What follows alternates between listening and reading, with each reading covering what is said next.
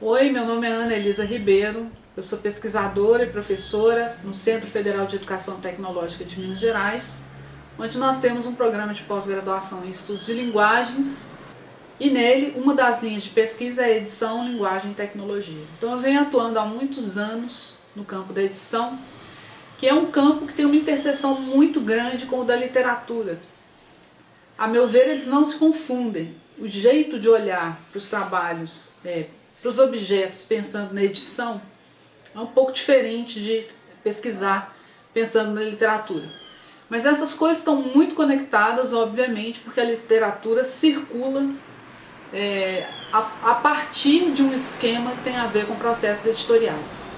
O campo da edição também é mais amplo no seguinte sentido: para estudar edição, a gente pode estudar qualquer coisa que esteja ligada aos processos editoriais. Então, uma pessoa que queira estudar o processo vou chamar assim, que esse termo é usado, né, de best-sellerização, né, de alguma obra.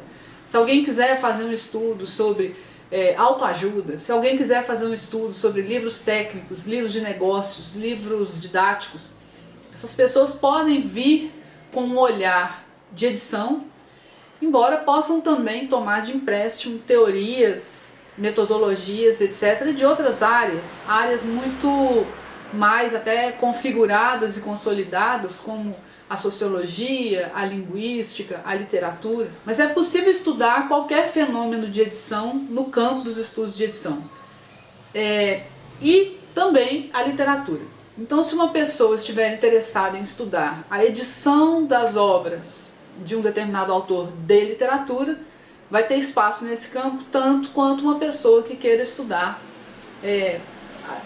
processo de edição e de circulação, por exemplo, de livros de autoajuda ou de livros espíritas, por exemplo, que é um nicho importante comercialmente. E essas coisas vão ter a mesma importância nesse campo se a gente enxergar pelo lado da edição. Eu fiz alguns estudos, por exemplo, sobre a Clarice Lispector, mas não do ponto de vista da literatura. Eu não estava muito interessada na literatura dela, na composição da literatura dela. Eu estava interessada em como ela conseguia publicar, na época em que ela publicava, nas condições em que ela publicava. Principalmente também aí na minha pesquisa tinha um viés de gênero, porque sendo uma mulher, era mais uma pergunta. Sendo uma mulher, como ela conseguia publicar? Quais eram as redes intelectuais dela naquele momento, e mesmo os processos concretos de edição dos livros dela. Isso nos importa muito no campo da edição, e vários trabalhos vêm sendo feitos nesse sentido, embora seja uma área ainda emprestada, ou ela aluga, né, ela é arrendada por outras áreas, e elas se tocam, e ela ainda não existe muito institucionalmente, ela precisa ainda ser mais institucionalizada, mais consolidada, mais configurada, mas alguns espaços já têm clareza, espaços que estão nos programas de pós-graduação, que estão nos congressos, que estão nas revistas, espaços que já conseguem ver com mais nitidez, com mais clareza os contornos desse tipo de estudo. E eu não estou falando daquela edição genética, que é um estudo já consolidado, que já tem muito gancho na área de letras, né?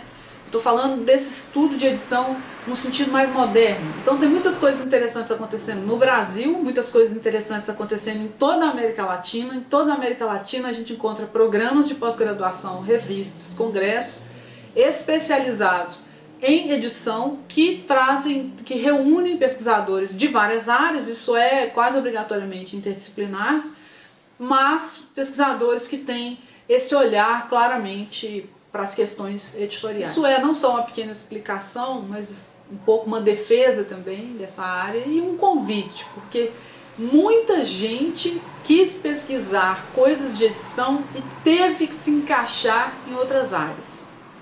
Muitas pessoas pensaram projetos de pesquisa voltados, por exemplo, para análise de catálogos, para não só, às vezes, a descrição, a composição, a restauração de algum tipo de catálogo de editora, o estudo das editoras. Isso está muito forte agora com a questão das editoras independentes dos anos 2000 para cá, dos anos da concentração editorial no mundo para cá. Isso tem sido um tema candente. E várias pessoas têm vontade de estudar esse tipo de aspecto, mas acabam tendo que se encaixar em programas que já são consolidados e encontrar ali um pequeno espaço para esse tipo de discussão. Nem sempre um tipo de discussão muito compreendida, né, e podia desenvolver mais, não consegue, mas já é possível fazer isso com muita tranquilidade no Brasil, na América Latina, em várias partes e em várias partes de outros continentes também. É fascinante, são estudos muito necessários, principalmente para o Brasil. Tem uma história editorial relativamente recente, de 1 século e pouco, 2 séculos, né? E uma história editorial muito concentrada, né? Um mercado muito complexo, merece estudos que olhem para esse tipo de aspecto. Obrigada.